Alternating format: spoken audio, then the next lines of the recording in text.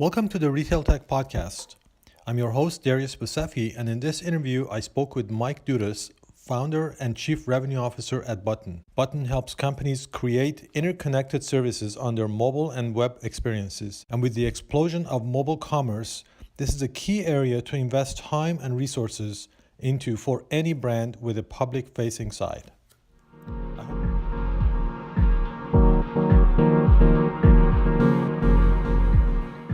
Can you tell me what is Button and how does it actually work? Absolutely. Button is a company that's entire premise is that the connections between services on mobile devices are broken, and that folks increasingly want to do things that require more than one service. So I might be in Foursquare or another local city guide, and I want to book a reservation to a restaurant with OpenTable. It's really hard historically to move from one service to another to complete that transaction. Another example is if you look at the entire travel industry, very easy on desktop to research and book a travel experience. Much more challenging on a mobile device. If you start in any meta search like Kayak or Skyscanner or TripAdvisor and try to book a mobile device, you can be kicked out to the mobile web, to a non-optimized site. And it's really just often a broken flow. And as a result, these companies aren't seeing conversions that they see on desktop. So Button's really set out to help optimize those connections, improve conversion, improve user experience, and help mobile commerce continue to grow explosively.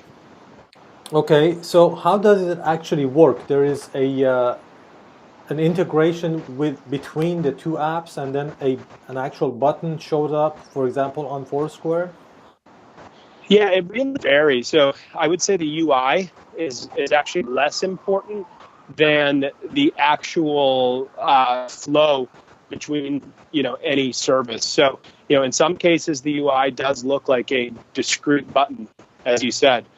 So Foursquare, to use an example, there's actually a Uber, an OpenTable, a Caviar button the user can tap on. In some cases, we appear in a publisher environment as a link. So, for example, BuzzFeed sends out emails to their users on mobile devices with product recommendations. And Button's promise is that regardless of what that user interface looks like, a button, a link, or some custom UI element in a mobile website or app, that when you tap on it, you're going to have a fantastic experience. You're going to get linked out to the mobile web if you don't have the app installed of the commerce company, and you're going to get linked straight into the app and deep linked to the appropriate place if you do have the app installed. The key point is the connection between services.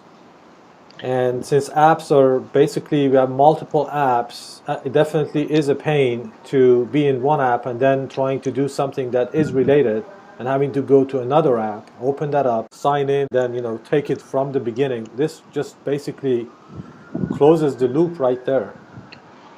Yeah, absolutely. So our fundamental belief is that apps are the best place for someone to transact for a whole host of reasons.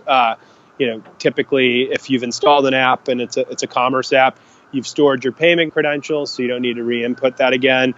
Apps are often optimized for browsing, whether it be with personalized inventory from a retailer like Jet or like Boxed. It may have your loyalty information stored with Hotels.com and others. So if you have already downloaded the app, the best place to send you is into the app. If you haven't downloaded the app, in some cases, it really does make sense to send you the mobile web. So Button also supports that flow. But we use our decisioning logic to determine, where is the best place in a mobile device to send somebody, given, where they're starting and whether they have an app installed or not. How did Button actually come about being created? I'm sure, you have a lot of experience yourself in payments and, retail and mobile technologies, and things are definitely changing with apps now. How did that evolution come about? Button was created by a group of folks who have experience in really a broad range of industries and roles related to commerce. So, I worked at Google Wallet and Braintree and Venmo, as did a number of the other founders and early employees. We have folks with experience in the affiliate industry from Rakuten, basically the largest affiliate company in the world. And we have e-commerce experience. One of our founders worked at Rocket Internet and led one of their businesses in Malaysia called Lazada. So a broad range of experiences, and what we were seeing 3 years ago, and really are still seeing day in and day out, even up to today, is that there are major problems on mobile for both publishers and commerce companies. So for commerce companies, it's exceptionally challenging to find and acquire new users. Look, it's expensive on Google and Facebook, and getting more expensive every day. And there aren't many other very reliable channels that are cost effective and have scale. So that's a big problem. And that's not only with new user acquisition, but also with re-engagement and finding people who have intent to purchase. And that's true across virtually every commerce vertical, from retail to travel to local services. So we've seen that consistently, and we've heard it from nearly everybody we work with.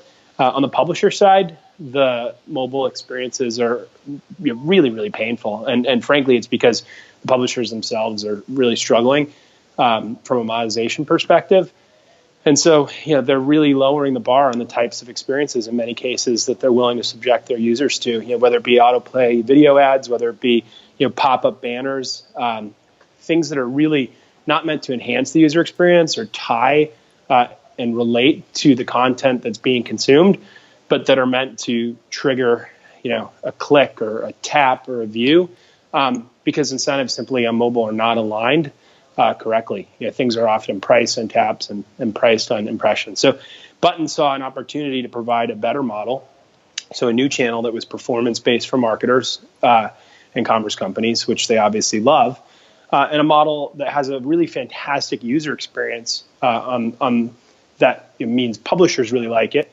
And basically, the magic here is that we're actually connecting two services. We're not just kind of putting ourselves out there to put a marketing message in front of a user on a publisher site, but we're saying, hey, you're in this particular environment and you're looking for something, whether it's you're looking for something to purchase, you're looking for something to book. We're going to help you find that. We're going to do it really easily. And therefore, the user's incentives are aligned with the publisher and with the commerce company. What we found is that there's a lot of places where this works on a mobile device. There's a lot of spending happening. It's increasing. And it's that kind of rare win-win-win. So day in and day out, we're getting big kudos from our partners on the marketer side, on the publisher side. And really, we're just looking for more opportunities day in, day out to expand the matches and the pairs that we're creating. As far as the different stakeholders that you work with, there are publishers, which would be typical like newspapers, right? That's what you mean by publishers, not just anybody. It could mean anything. So in the parlance that we use, really a publisher is anywhere where somebody is going, spending time, consuming information, looking for something that's not a dedicated retailer site. So it could be a content publisher, as you mentioned. It could be a newspaper. It could be BuzzFeed. It could be Huffington Post. It could be content that's very vertically focused, like Condé Nast Traveler. Right? You got it. Exactly. Okay. Exactly. So if you've developed a really loyal following, specific loyal following, and they have a high preference for a specific set of products, like that's a really strong intent signal, and there are a lot of those. And we seek to make those matches. It probably works better for B2C type of content, because like in my case, my customers or audience is mostly businesses, so it would be probably not as easy to sell them with a button or a click of a it truly depends, right? Like we work with marketplaces like Jet that sell virtually everything under the sun, tens of millions of products, more than any physical store can come within an order of magnitude of selling. So that's certainly exciting. I mean, we work with eBay, again, who sells everything under the sun. But it's really, I think, not how many things these folks sell, but finding the right 1, 2, 3, or 10 things to present to the user base that are relevant. Okay. So as far as working with retailers, is it mostly online commerce retailers, or do you also work with omnichannel, like people with physical retail stores also? Yeah, it's both. So we started, what we found initially is that the pure play e-commerce and mobile commerce merchants were the ones who understood really, the value of what we were offering at the outset, understood the unique challenges and opportunities of the mobile landscape, and that's why, our first retail partners included folks like Boxed, who's mobile first, folks like Jet, who have a massive mobile business. Folks like Spring, who are almost entirely mobile, and as folks in the industry started noticing the successes and hearing about how many installs, how many transactions we were able to drive on a daily basis, a weekly basis, particularly we had incredible numbers over the holiday season. We've started to now see interest from those more traditional retailers and are adding them to our marketplace. So that's been really exciting. And what's interesting is the lead time, as you know, and I'm sure you hear this from a lot of the technology companies that you speak with, the lead time for the omni-channel retailers is certainly longer, right, to get into roadmap, Right. and to get live and to do integrations. But we've been able to make a really strong case and to be prioritized based on the data that we've now been driving, for the past year with the folks that we're working with. Okay, so by lead time, you mean the implementation lead time or the actual ROI? Implementation, typically, yeah. So the ROI case is one that we've made, but increasingly, if you look at any omni-channel retail organization, they have a whole host of priorities that go across, any number of objectives. So, it could be their actual e-commerce platform, upgrading that, mobile optimizing their website, managing their data strategy, managing their customer engagement and retention strategy, email, and then obviously acquisition, marketing, engagement, affiliate. So those are just 8 things that I mentioned, and there's dozens more. So it's really making that ROI case against all those other things. And I think a common theme that you'll hear in the retail e-commerce industry is one of virtually every organization out there is strained and stressed for resources.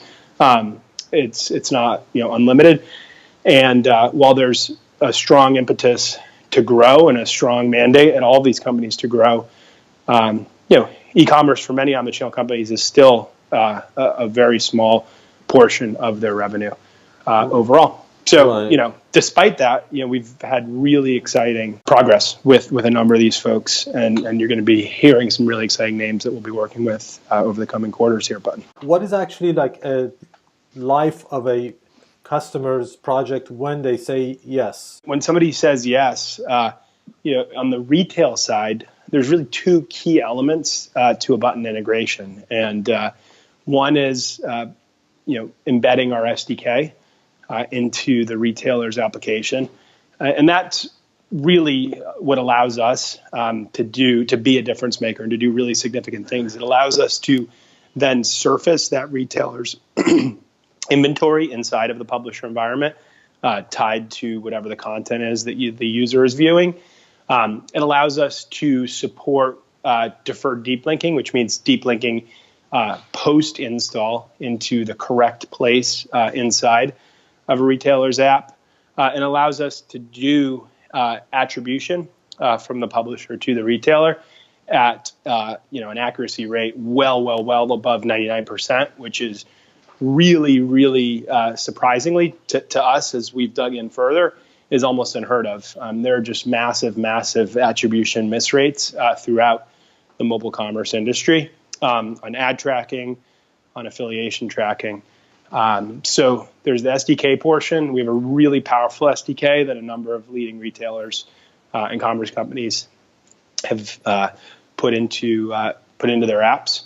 And then there's an order reporting piece. And again, to get these really, really high accuracy rates, and to support a number of the flows that we support, we have an order reporting API that retailers integrate And what we've found is, look, if we just said, hey, go do this on your own, it would likely be confusing to folks. So we pair with them. Our engineering teams sit with them, and typically in an afternoon, we can get fully integrated with a merchant and hook them up, with our Button Marketplace merchants. I'm sorry, publishers. Okay. So the order reporting API, is that basically to feed back the actual performance data to the retailer so they can show it on their dashboard or report or see what's going on? It's that's part of it. So they can typically see it. It's actually it's hooking into their order reporting systems and then basically sharing it via the Button API. So we can actually ingest that information into our systems and do the affiliation and pay the publisher for referring that traffic, and so that the publisher and the retailer can have a view in our dashboard into the data, the transactions, the installs, and everything that's being driven by the Button Marketplace. We really haven't talked about economic model. I mentioned that it's performance, but yeah, I mean, a big part of it is tied to performance. So, we charge retailers, a percent of transaction, typically a very fair one that allows them to generate, additional transactions at a highly profitable rate for them. But that also compensates our publishers, our publishing partners and folks in the marketplace for driving that traffic to the retailer. In order to do that properly, and in order to do that with a degree of accuracy, literally right about 100%, we need a best-in-class integration that involves Button's SDK and API. And we're actually surprised at how many other companies do cut corners on doing integrations the right way. And as a result, the data is messy, the data is sloppy, it leads to massive customer service issues, it leads to massive both B2B customer service issues, or in the case of, for example, the loyalty cashback industry, the folks like Ibotta and Ebates, and there's a number of these companies globally. You can have user customer service issues as well if folks are expecting cash back on their purchases and don't receive them. A lot of times people think that integration or enterprise level projects or any software implementation is done when the software is installed, which is actually incorrect. The work actually starts when the application is installed.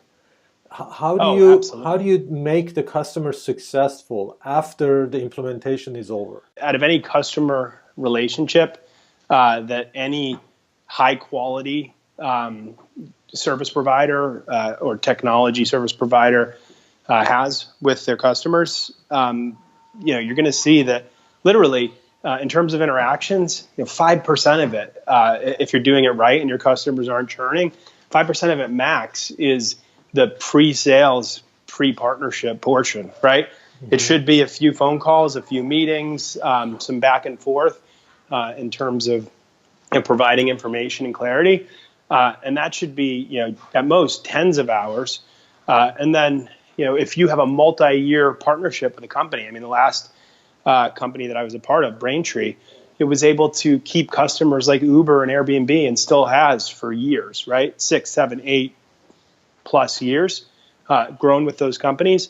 99% of your relationship with the company is going to be after the implementation of the technology. So, at Button, we take that very, very seriously. And frankly, the majority of the organization is structured around servicing the customer. We have very few, salespeople, and so, we are almost entirely, 90% of the company is focused on post sale, and so what that means is, from the moment the integration is finished, we have our partner success team jump in. So that's an account manager, a solutions engineer, folks to work with the retailers as well as the publishers on things like optimization, on things like best practices, on who they should partner with and how to partner best, on data and benchmarking, on what we've seen with our other folks who have similar profiles to those merchants, on problem solving, troubleshooting, because no partnership ever works 100% perfectly. And then on, hey, how do we go out there and grow this relationship jointly? So we do a lot of co-selling. I've mentioned Jet a few times. We work with Jet now to jointly look for new merchants. For new publishers that they can partner with via Button. We do the same thing with Hotels.com. One of our largest publishers is a mobile loyalty app here in the United States called Ibotta, who has tens of millions of installs, a really, really active user base, and they go out and do joint merchant sales calls with us. Just a tremendous partner. And so that takes a lot of work.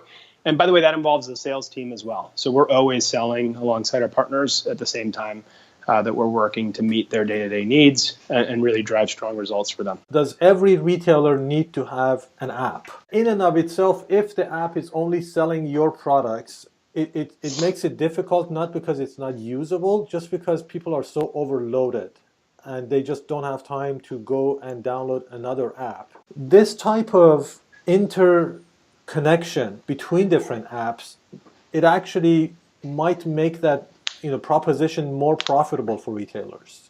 Yeah, I certainly hope it does. And I think that if you are a really, really strong retail brand and have a set of loyal customers, you definitely should be servicing them on a mobile device where it's clear that sessions for many retailers have crossed the 50% threshold. Certainly for the ones who are using best practices and have upgraded their mobile websites and have created high quality mobile apps. I don't know that you create the app always to service the 100% of users. You do it to super serve the 25% of your customers who drive 75% of the revenue, just to use shorthand here. Right. And yeah, if you're not doing that, you're missing out. And I think you see that. I mean, Amazon has an incredible app and does orders of magnitudes more mobile revenue than most retailers. And you see that with the leaders in each category as well. Whether it be Target, whether it be Best Buy, whether it be eBay, who does an incredible amount of GMV. You also mentioned marketplace a couple of times. So just to be clear, there is actually a marketplace within Button where retailers can or publishers can select what products they're going to sell? Yeah, not necessarily what products they're going to sell, but what merchants they want to work with. And then once they have an idea of that, we work with them to say, hey, here's the set of products that these merchants sell, that you could theoretically highlight if you want to write content targeted specifically at these goods that this particular retailer sells. If you're a travel publication, if you want to feature these particular hotels or destinations, these are things that folks can do. So we act as a marketplace and a matchmaker, and a lot of that stuff can be automated as well via our APIs. Thank you so much. Of course. Appreciate it. All right. Cheers. Look forward to meeting at Shoptime. Take care. Bye. Bye-bye.